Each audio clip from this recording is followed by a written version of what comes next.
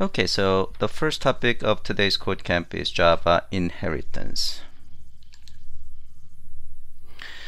We'll talk about what is and why you want to use Java inheritance, and we'll talk about the object class, which is the mother of all classes in Java. And we are going to see how we can create a child class or subclass from a parent class. We're going to see constructor calling chain. Yesterday we actually talked about using a this call to call methods within a single class. Now we are going to actually see how constructor between parent class and child class will be invoked. We'll see how we can use what is called a super keyword for calling parent classes constructor when there is a need to pass arguments. We'll talk about the concept of overriding method. Yesterday we talked about overloaded method, right? Which is basically multiple method with the same name but with a different argument signature. Here we're going to talk about the concept of overriding method, which is different from overloading method. We'll talk about typecasting. So we learned typecasting between primitive types, and here since we learned inheritance, we're going to talk about the typecasting between the objects. And we'll talk about final class and final method. What is inheritance? Inheritance is a concept of a child class automatically inheriting the properties and methods defined in its parent class. So sometimes parent class is called as superclass and child class is also called subclass. So inheritance is a primary feature of object-oriented programming along with encapsulation and polymorphism. So why we want to use inheritance? It's basically reusability. So once you created a parent class, the properties and methods of the parent class will be inherited by child class. So properties, class and its children share common set of properties, and the same thing for the methods as well. So the only thing the subclass or child class need to implement is the differences between itself and its parent. So the differences could be different set of methods and different set of properties while inheriting the methods and properties from a parent class. So basically child class can reuse the methods and properties of the parent class. Let's talk about the object class. So object class is the mother of all classes in Java. So in Java language, all classes are in fact child class of object class. So in fact, object class is the only class that does not have a parent class. So object class has a set of common behavior and also properties. So the common methods like a get class equals toString. So those are the things that we actually talked about. So these are the methods that you can use with any object. Okay, so in fact we learn how to use a get class on any object so that you can actually find out the class of the particular object in object. And toString. So when you actually use an object in system.out.println, it actually converts the object into a string object, and is basically calling toString method of that object. And toString method can be called against any object instance because the class of that object is child class of object class. Does this make sense? Pretty straightforward, I hope. Okay, so let's talk about the simple class hierarchy example. So on the top we have object class, and now we have two child class, class A and class D. Those are child classes from object parent class. And child A has its own child class. So class B and class C are child classes of class A. So how can you create a subclass or child class? Basically, you are going to use extends keyword to extend the parent class. So that's all you have to do. So let's see an example. Suppose we have a parent class called a person. So person class has two fields, instance fields, and then it has constructor method called person. And now let's see how we can create a child class. So now student, suppose we can obviously see the student class is a type of person class, so we want to extend the person class so that student class can take advantage of all the properties and methods defined in person class.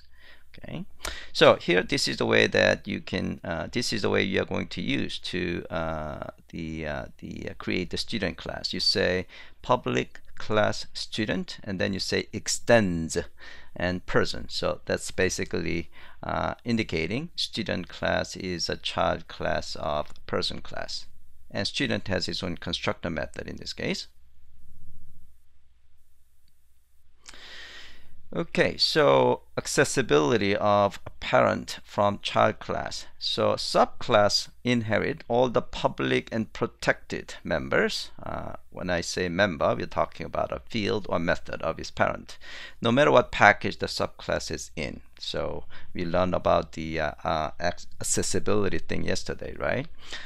If the child class is not in the same package as in the parent, then it could actually inherit. I'm sorry, the other way around. Yeah. So the public and protected, even if the subclass is not in the same package, the subclass should be able to access all members as long as those members are public and protected with the access mode.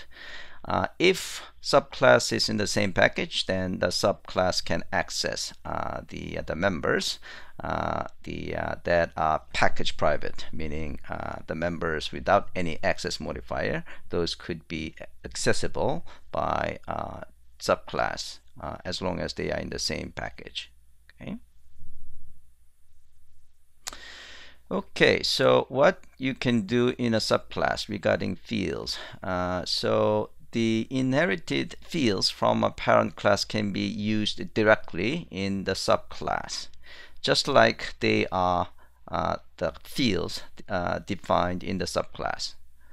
And you can obviously declare new fields in the subclass that are not in the superclass. So that is the difference that you can actually add to the subclass. However, subclass does not inherit private members of the parent class. So any private member in the parent class cannot be accessible by subclass. So typically, as we talked about, good practice in any class is that you make your fields to be private, and then you expose your methods, getter and setter method, to be public, so that the fields are not directly accessible by other classes. Okay?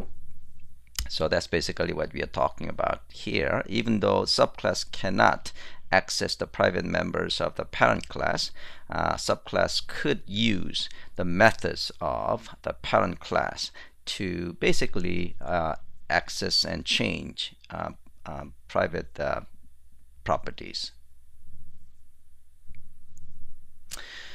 Okay, regarding methods, the same deal. So, oh yes, actually there is a concept of overriding methods. So a subclass can certainly inherit non-private methods of the parent class. Okay. Now, the child class, subclass, can actually have the same method of the parent class by providing different implementation. And this is called overriding a method. Okay, so as I said, this is different from overloading method concept we learned yesterday. Okay, so basically, if a subclass wants to provide a different implementation of the same method of the parent, then subclass can do that by just providing the different implementation with the same method signature. Okay, and of course you can have new methods in the subclass that are not present in the superclass. Okay, so let's take a look at the exercise 1.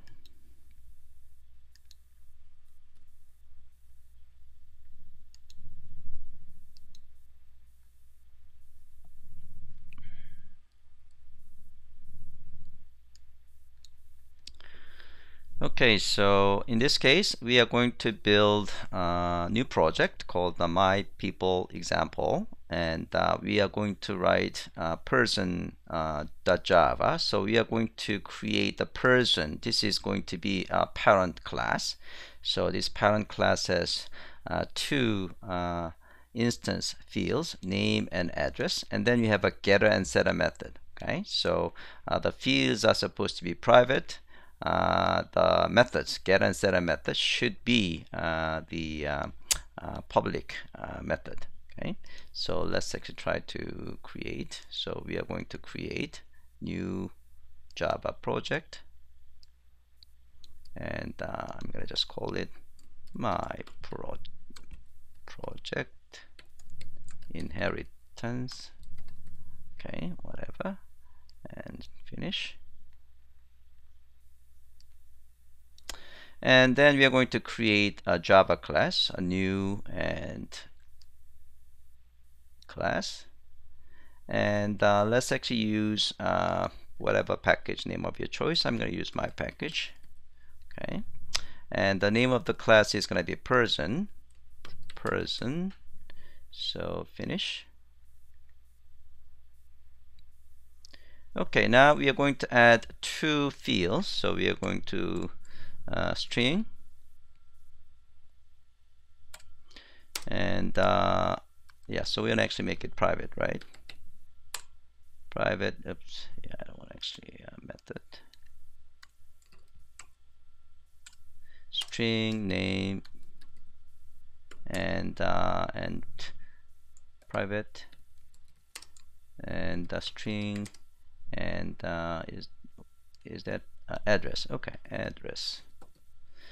Okay, and now we are going to create a getter and setter method. Okay, so we are going to choose one of this field, and then we're going to do refactor, and we are going to select encapsulate field. So this is the menu item you can choose to create get and setter method. Okay, so okay, so it's gonna just create the get name and set name. I want to select both of this, so maybe I'll select both and see whether it can take both refactor and encapsulate. Oh, actually refactor.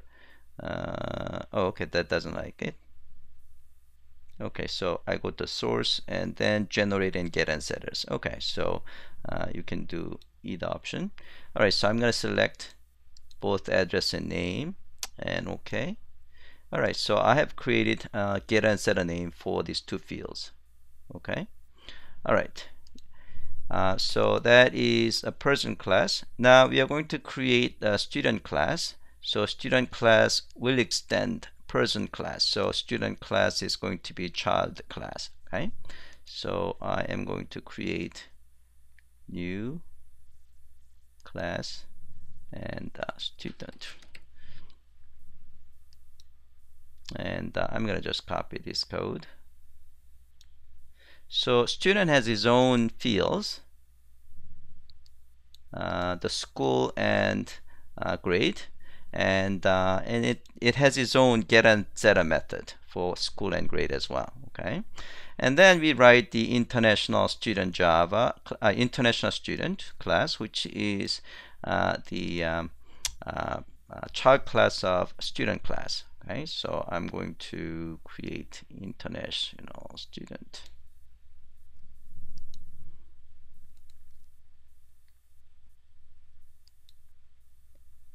Yeah, I'm gonna give you guys time to do the lab as well. So if you don't want to follow right now, you can just watch. Okay. All right. So I created international student class, which is the child class of student. Okay. Oh, actually, this is my package. Okay, and then we also have a teacher class. So we're going to create a teacher class.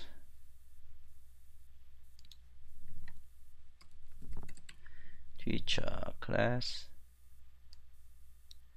And the teacher class has, teacher class has its own field called the subject. He or she teaches, and then get and set a method.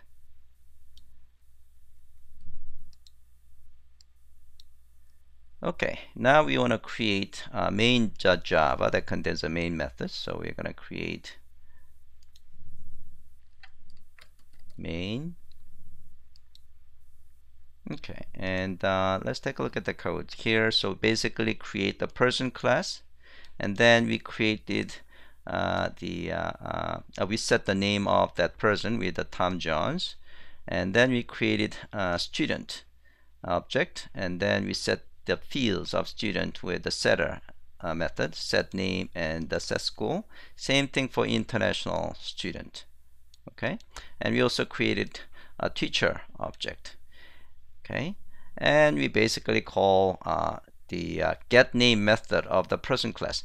Now the important thing is that the name field is in the parent class, so every subclass should inherit that get name method. So even if this is the person 1 obviously has a get name method. Student 1, because it's a child, student 1 is the student class object, and student class obviously is a child class of person class, so it should be able to use all the method that comes from the person class, and that's the reason we should be able to use get name method for all these objects from a child class. Okay, so let's just copy this code. That's main.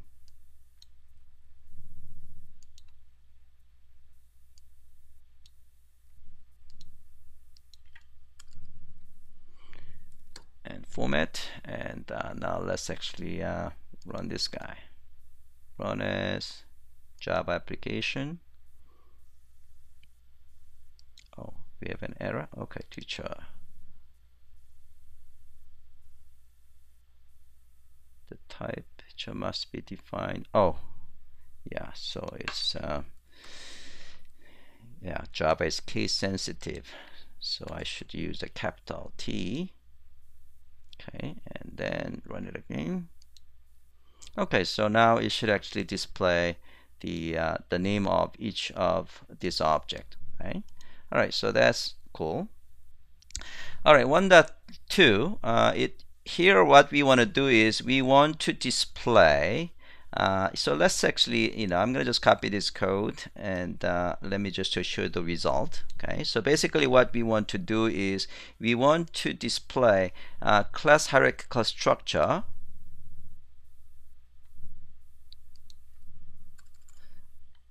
on this object, on this subclass object. Okay, so we're going to actually run it, and you can see, let me just show you what's happening here. So here, for international student object, okay, so yeah, we are actually displaying class hierarchy of international student class. So international student class is a child class of student class, and the student class is a child class of person class, and you can see person class is a child class of object class. So basically what we are doing is to display class hierarchical structure all the way up to object. So let's actually see the code. So basically we start with the international student object, and we get the class object of it, so that captured as a class type. Okay, and then what basically we are going to call get superclass. So get superclass is basically getting the class of it's basically getting the class information about the parent class. Okay, so as long as there is a parent, okay, so that is a while loop here. Okay, so we are going to get the name of the parent class, and so first of all we are going to get the child class first. Okay, and then we get the parent class by calling get superclass. So we get the parent class name, and then we just display child and parent, and then class 1 is set with the parent class, and then we are in a loop. Does that make sense? Okay. All right. So that's basically what we are doing here. Okay. All right. So I'm gonna actually let you do this exercise, and I'm gonna actually ask you to do another. I want you to create another child class of maybe create another child class of the student, like create a domestic student class, which is a child class of student, and then you should be able to actually call the get name method. So you're going to actually do the same thing over here, and then I want you to display the class hierarchical structure of that domestic student. Well, actually, so basically the only thing you have to do is basically change you're going to actually set the class 1 with the domestic student 1 dot get class, and then it will display the class hierarchical structure. Does that make sense? All right, so I'll give you guys about 5 to 10 minutes to do this exercise. Constructor calling chain.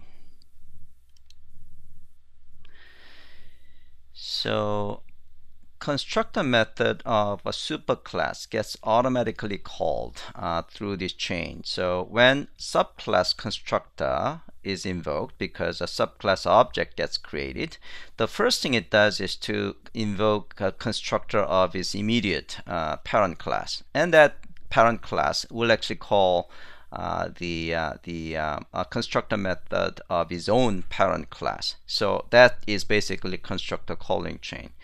So for example, suppose we have a student object gets created. The student object constructor method will be invoked, okay? And then before it does anything in that constructor method, it's going to call constructor method of the parent class, in this case person class, okay? So this is done automatically for you. Okay. By the way, this constructor chain is all on the default constructor chain. Okay. If you need to actually call your parent class's non-default constructor, meaning passing some arguments, then you have to use a super method later on, which you're going to talk about. So this constructor calling chain we are talking about, the automatic constructor calling chain we are talking about on this, is basically on default constructor chain. All right, so let's see an example. So we have person class. Person class has its own default constructor here, and it does display person constructor is called. And then we have a student class, which is the child class person class, and it has its own default no arg constructor. So that constructor method will display student constructor is called.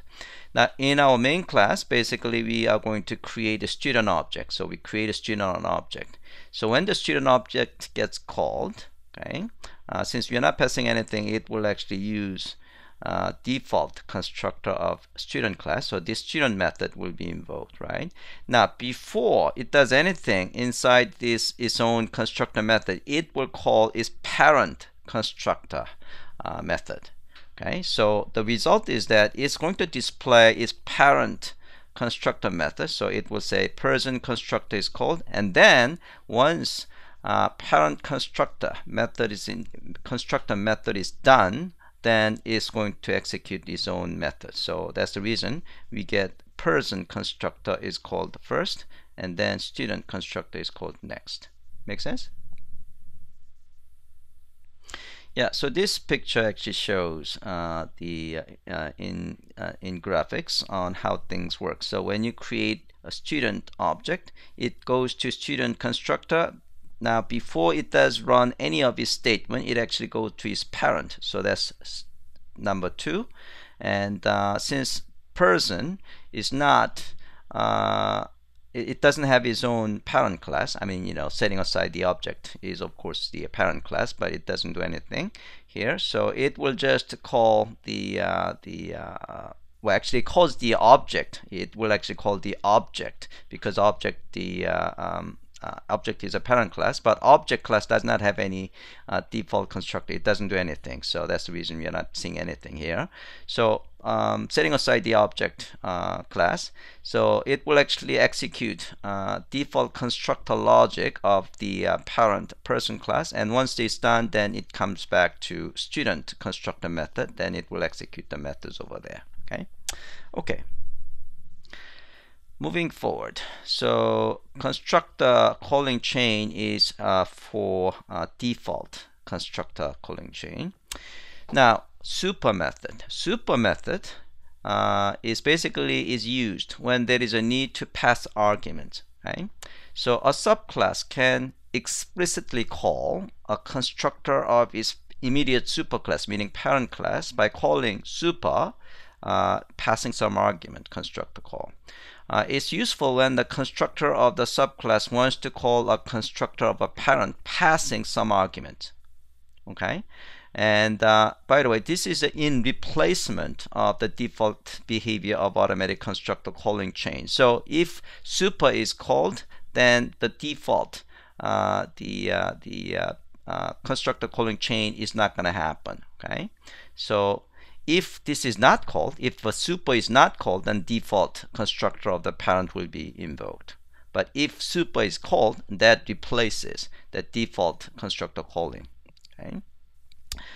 Okay, so the super constructor called the constructor of a subclass will result in execution of relevant constructor from the parent class based on the arguments passed. So let's see an example of this.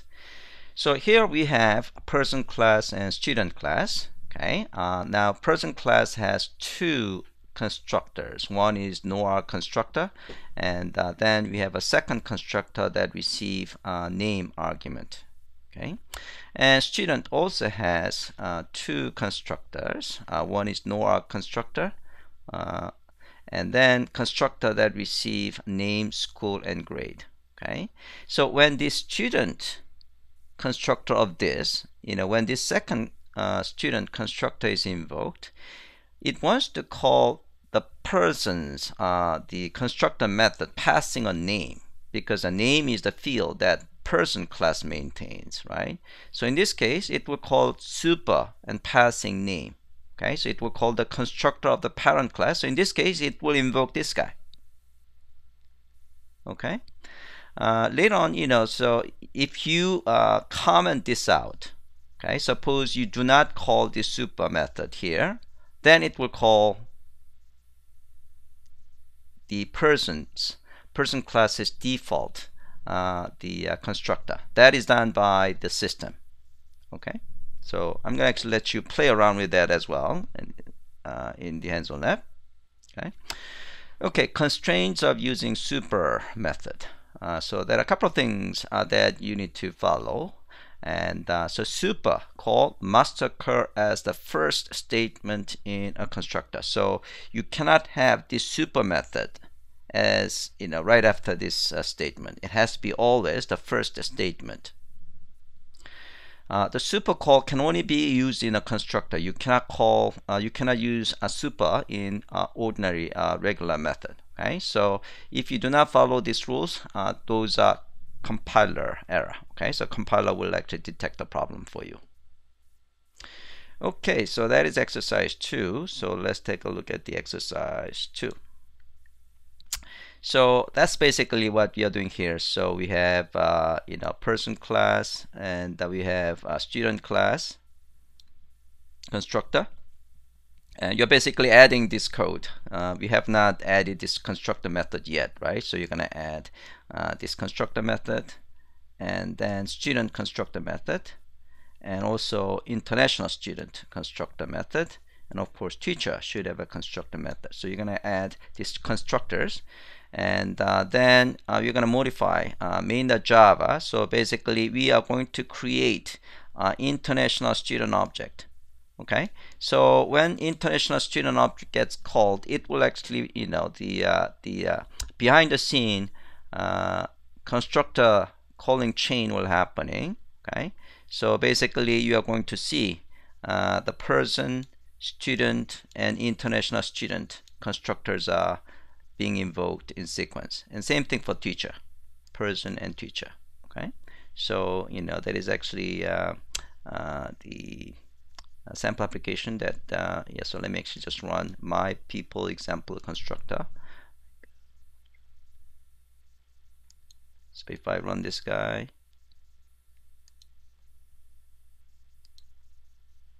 yeah, so this is the result. Okay, but I want you to actually type the code. Okay, rather than using the sample, I want you to type the code.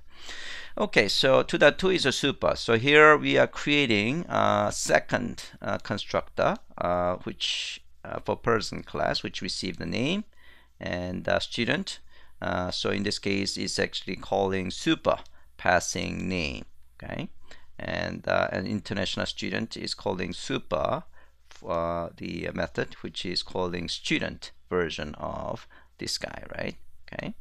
And then same thing, and then we actually create international student, and when we are creating international student, we are actually passing some the arguments. Okay, so in this case, international student constructor is of this guy will be invoked. Okay, so in this case, it will call the super to pass around this guy. So one exercise I want you to do is, to comment this out and see what happens. Okay. All right. Okay, so I'm gonna give you guys about 5 to 10 minutes to try exercise 2.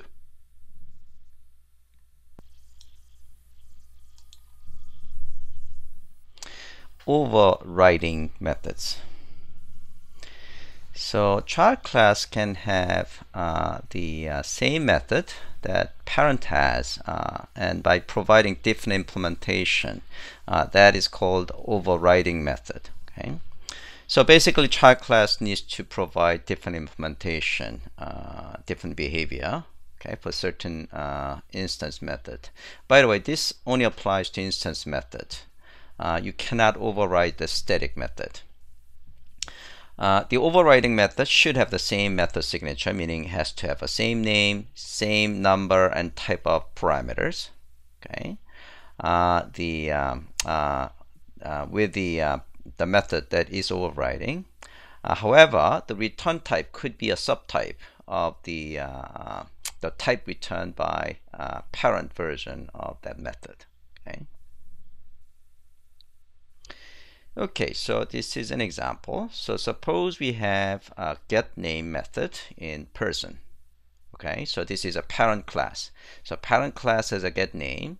So, parent version says parent getName, and obviously this is not what we want in our child class. So in our child class, a student child class, it has provided its own version of getName. So in its own version, its own version of getName would say student getName. Okay. All right. So now when we invoke getName of the student object, the getName of the student object will be invoked instead of parent version of it. Okay, so Java runtime will check whether that is in fact the method in the child class that has the same name, and if it doesn't, then it will call the parent version of it. Okay, so when we create it and when you create a student object and then call the getName method, you're going to see student getName string here. Okay, so that is exercise 3. So exercise 3 is basically that same code. So we just simplifies our code. So for the sake of this exercise, so the person default argument will say, oh, we don't actually have anything, so just comment everything out. Okay, and the only thing we do is basically just setting the name. Okay. So yeah, we can actually have a method that this is the parent method that we are going to play around with overriding. So we are going to create brand new method called my method, which takes a single string argument and it returns void, meaning it doesn't return anything. And in this method, we are just calling my method and this string in person class. Okay, so this is the parent version of my method. And for student, we are going to have its own version. So we are overriding my method. So here we are going to say student class. Okay. Yeah, the reason we actually clean this up is because we do not actually see the messages in our output. So it's just clean things up. Okay. And then we have another method called, we have a my method overriding, in this case, a student version of it. Okay, so in this case, my international student will have international student class. Okay, and we are going to run the code. So we created person object, student object, and international student object. Okay, so when my method of person object gets called, it will display from person class. For student, it will invoke my method of the student, and for international student, it will invoke my method of the international student class. Okay, so when you run it, this is what you are going to see. Okay, all right, so this is relatively straightforward. Okay, so let me just move on to the next topic, and then I'll let you do this exercise later on with the exercise 4. So overriding method is pretty straightforward. Typecasting. So yeah, actually this is pretty important concept. What is type? We use the term type in Java programming language and many other programming language. So what is a type? So when an object instance gets created from a class, we say that object instance is a type of that class and its superclasses. For example, suppose we have created a student object. Okay, so we created a student object. Okay, and assigned into student type variable called the student1. Now what we say is this: student1 object instance is a type of student, or it is student type. Okay, and student object instance is also type of person, because student is a child class of person, or it is a person type. And of course, student1 object instance is also type of object, because every object is a subclass of object class. So student1 object is a type of student class, type of the person class, and type of object class. Does that make sense? All right. So what is a big deal? Okay, so this is important, guys. An object instance of a particular type can be used in any place where the instance of the type and its supertype is called for. Okay, so let me explain the statement by using an example. Suppose, so we say student1 object instance is a type of Java student and person. So that's because a Java student is a subclass of student, and student is a subclass of person, and of course person is a subclass of object. So we say student1 object instance is a type of Java student, person, and object class. Okay. Now, this student1 object can be used in any place where object instance of type of Java student, person, and object is called for. Okay, and this enables in fact polymorphism. So we're gonna actually talk about this one later on in detail, so don't worry about this bullet. Okay, so let's take a look at an example. So implicit typecasting. So an object instance of a subclass can be assigned to a variable of a parent class through this implicit typecasting. And this is safe because an object instance of a subclass is also a type of a superclass, as we have learned. Okay, so let's see an example. So student class is a child class of person class, and Java student class is a child class of student class. Okay, so let's take a look at this code. So we created Java student object, and then we assign to Java student type. This is what we have seen so far. Right? Now, we can assign this Java student object to student type variable as well. And this is okay because we are assigning this Java student object to the student type. So Java student is in fact the type of student as well.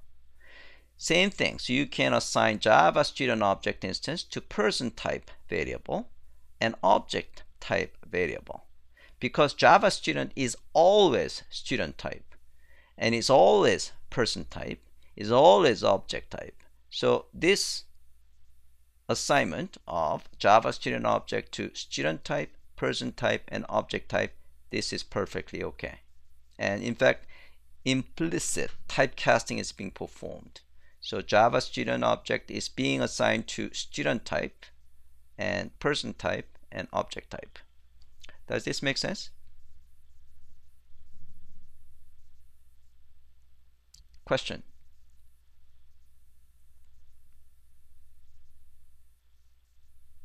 All right.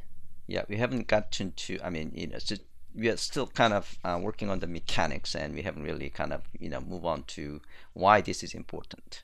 Okay. All right. So this is basically what happens. So even though Java student object instance in memory is a type of Java student, but you are using reference type of Java student, student, and person variables. Okay, so this is okay. Now, explicit typecasting, when you are moving the other way around. So this works pretty much like in primitive, the typecasting, right? When object instance of a superclass must be assigned to a variable of a child class, then you need to provide casting. Okay, not doing so will result in a compiler error. Okay, so let's take a look at an example. Let's assume student class is a child class or person class. I mean, that's what we have been working on so far. Okay, so this is okay, right? We created a student object and assigned to person variable reference type, and this is perfectly fine because the student is always person type. Okay. However, now if you try to assign person type object to student reference variable here, you need casting. Okay, the reason is because person type is not always student type. That is in fact employee, the object could be a person type. The vice president could be a person type. So when you are assigning person type object to child class reference variable, Java compiler wants to make sure you know what you're doing. And the way it forces you to indicate that you know what you're doing is basically forcing you to do the casting, okay, as we have seen in primitive typecasting. So here, I'm actually casting with a student, okay, indicating to the compiler that I know what I'm doing. I am sure that this person object is always a student type. Okay, so I'm actually providing this casting, okay, to let the compiler know that I know what I'm doing. Okay, so this is explicit typecasting that needs to be done when subclass type of when the parent or the grandparent or whatever, the ancestor type of object is being assigned to the child descendant type of reference variable. Okay, however, even if you do this explicit casting as you have seen here, you could still end up having runtime type mismatch problem, and this is not good. Okay, so let's see an example. So student is a person class, a child. Student class is a child class of person class, and teacher class is also a child class of person class. So now we can assign student object to person type because student is always a person type, so that's perfectly fine. And we created student object and we assigned to person type, and that's perfectly fine because a teacher is always a person type. Okay. And when we assign person 1, which is in fact the student object, to student 1, this is okay. So we actually, compiler is not going to complain because we perform the casting. Okay. Now, if we try to assign person 2 object, which turns out to be in fact the teacher object, and we can cast with the student. Okay, and then we actually assign to student reference variable. So because we told the compiler that I know what I'm doing by doing this casting, compiler will not complain about it. Okay, but when you run this code, you are going to experience a crash. Okay, you are going to experience type mismatch exception during runtime.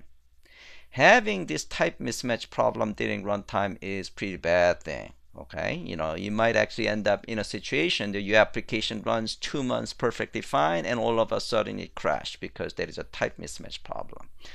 Okay, so experiencing this kind of the type mismatch problem during runtime is really bad thing. So you want to actually make sure when you are doing this kind of stuff, you want to make sure the person 2 is indeed a student type. So that's when we want to use the student instance of. So we basically check whether person 2 object is in fact student type. Okay, and only if it returns true, then we are going to assign to student 2 reference variable. Okay, all right, so you can certainly use instance of operator to prevent runtime mismatch problem. Okay, now this is a little bit of the band-aid. Okay, so Java, until Java SE5, until it introduces what is called the generics, Java didn't have a way of preventing this kind of runtime mismatch problem. At the language level, basically you have to do these kind of things everywhere, and this is pretty inconvenient, right? So what we want to do is we want to be able to find this kind of type mismatch problem during compile time, right? That is the right solution. So that's why Java SE5 introduces a concept of generics. We're going to actually learn the concept of generics in detail tomorrow.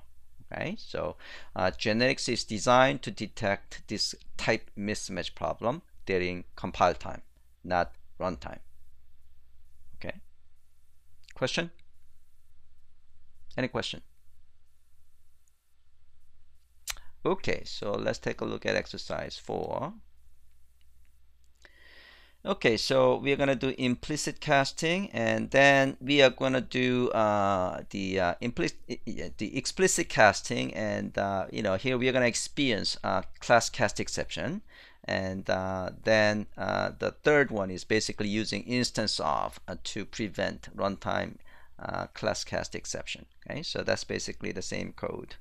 Okay, so this is a student 1 object is assigned to person, and international to person, international student. So because we are assigning a subtype object to the parent type reference variable, there is no problem. Okay, so this one should work fine. Now this is the you're going to experience typecasting problem. So let's actually run my people example. So let me actually just run it. Inheritance. Type mismatch problem example. Yeah, so this is the one, and run. Yeah, so you're gonna actually experience this type mismatch problem. So if you take a look at the code,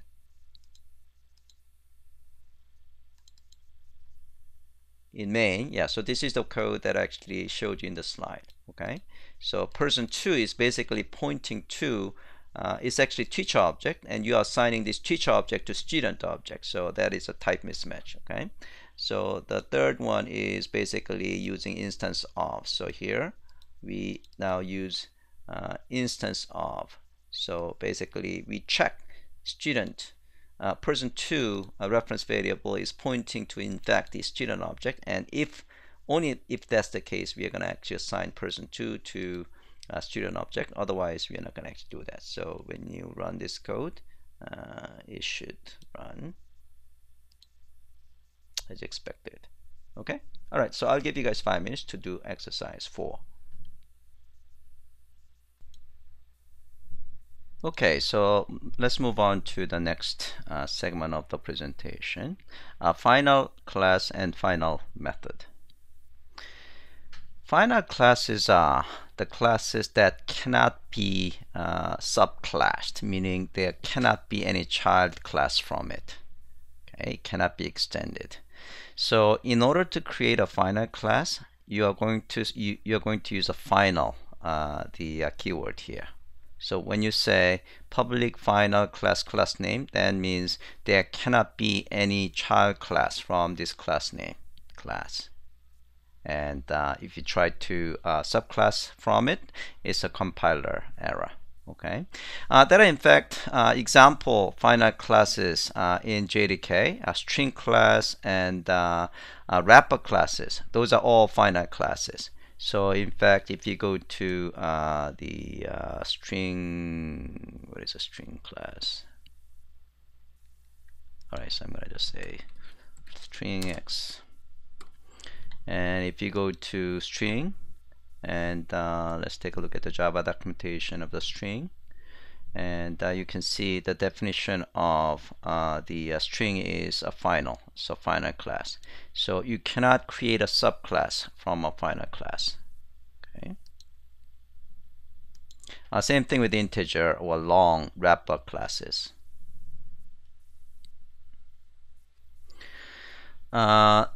You can also use final for the method. In that case, the method cannot be overwritten.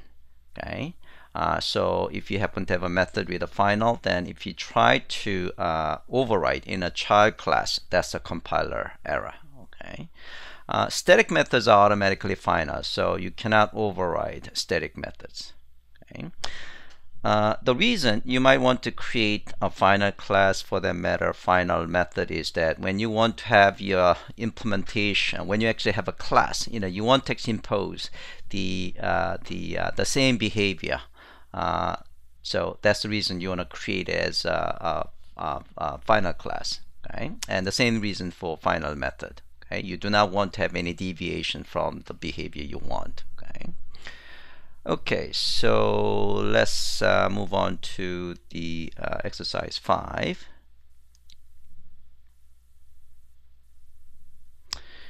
So here we are gonna create another project, and you are going to create a person class, and basically you are going to make that person class final, and let's try to extend that person class, and you're going to experience compiler error. Okay. And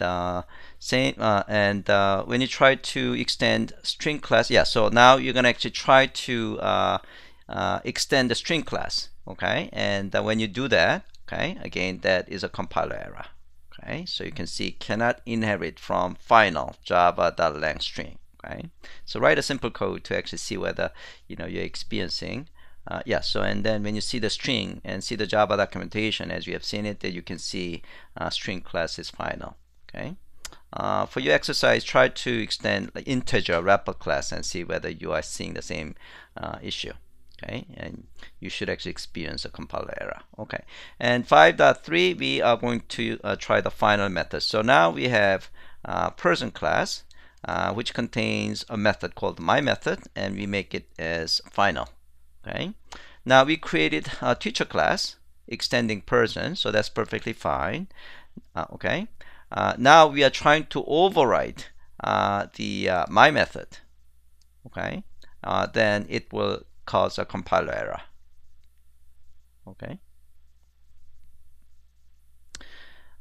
Okay, so let me actually let me see if there is any more topics to cover. Okay, so that's the end, and let me actually talk about this exercise 6. Okay, this is online shopping application, so let me actually run this application. Online shop application.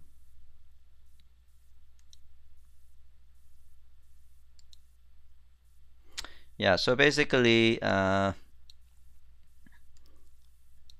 it actually goes through then item in a item in an array, and item could be TV, it could be MP3 player, or it's a book. And basically what we want to do is that depending on the type of the device. If it is a TV, we want to provide 30% discount.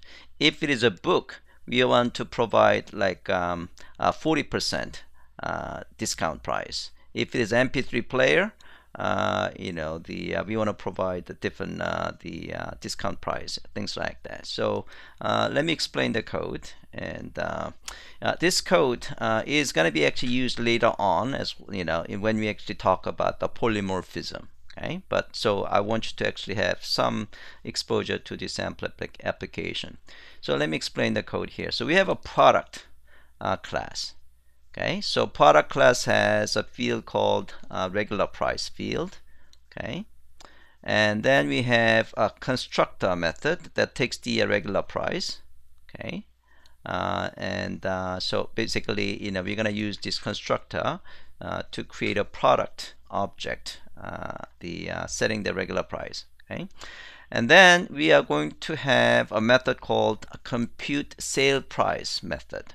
And for now, it's returning 0 because we expect this method will be overwritten, because there is no real product called the product. We need like there is going to be a product like a TV or book and things like that. So those are subclasses from product. Okay, so those subclasses will actually provide compute sale price. And the reason is because different product type will actually use a different discount ratio. Okay, so we just provide this compute sale price method, which is expected to be overwritten by subclasses. Okay, so we just return 0. Okay, and then we have a get and setter method for the regular price field. Now we have electronics Java, the class. Okay, and that is actually extending product. Okay, so we have electronics subclass. Okay, so for electronics, we are going to provide overriding method called compute sale price, and we want to provide 40% discount. Okay, so basically we are going to get regular price. Okay, so we are calling, we can actually call, by the way, super is referencing parent class. Okay, so we are calling parent class's method of the get super price. And then we are basically providing 40% discount. Okay, so for electronics, compute price method will provide 40% discount. Okay, now MP3 player is a subclass of electronics class. Okay, for MP3 player, we are going to in fact provide additional 10%. Okay, so it's calling electronics electronic version of the get regular price, and then we basically provide the 10%. Okay, you actually, so it's basically calling the parent classes get regular price, and then the 0.9. So it's not additional 10%. It's actually basically, in this case, it's just 10%. Now TV is also extension of electronics. So we have MP3 player and also TV, and TV is going to provide 20% discount. Okay, and then we have a book. Book is a child class of product class. Okay, and it's going to provide compute sale price of 50% discount. Okay, all right. So those are the classes. So we have a book class, we have electronics class. Electronic class have two subclasses, MP3 player and TV class. Okay, now let's take a look at the main code. So we are going to create an array of 5 product. Okay, and then we assign TV object to the first item as an array. So we have a 2 TV object assigned to the first and second item of the product array, and then MP3 player and book. So now what's important is, we are assigning this TV, MP3 book, and all these things to be the product type. You see, we are assigning to product type, and that's perfectly fine because it's doing implicit casting, right? Okay, all right, now we are gonna be in a loop. Okay, And then what we're going to do is, we basically get the compute sale price of each item. Okay. And then we basically display compute price of each item, and then we also compute the total sale price. Okay. Now in this case, we are actually doing a polymorphic behavior, so we haven't talked about the polymorphic behavior yet. So when you are calling compute sale price method, even for, in this case, product type, is going to actually use the actual object implementation of compute sale price. So that's polymorphic behavior. Okay. So we're going to actually talk about this polymorphic behavior in detail in our polymorphism presentation later on. Okay. So for now, when you are calling compute sale price method, each individual classes, okay, the subclasses, compute sale price will be applied. Okay, so you are going to in fact actually get the correct. In this case, the TV is what? TV is actually 20% discount, seems like. Okay, and MP3 player is electronics. Yeah, so so MP3 player is 10% discount, and book is with a 50% discount. Okay. All right, so for your own exercise, I'm going to ask you to modify my own shop application we just saw. Add camera class, which is a subclass of electronics class, and provide 30% discount for camera. Okay, and of course in main, you need to add two object instances of, few object instances of camera class. Okay, and then when you display things out, you're going to actually display those camera sale prices. Okay. Yeah, so as long as you do exercise 5, that should be good enough. The step 9, that should be good enough. Okay. All right, so I'm going to give you guys about 20 minutes to do exercise 5 and 6.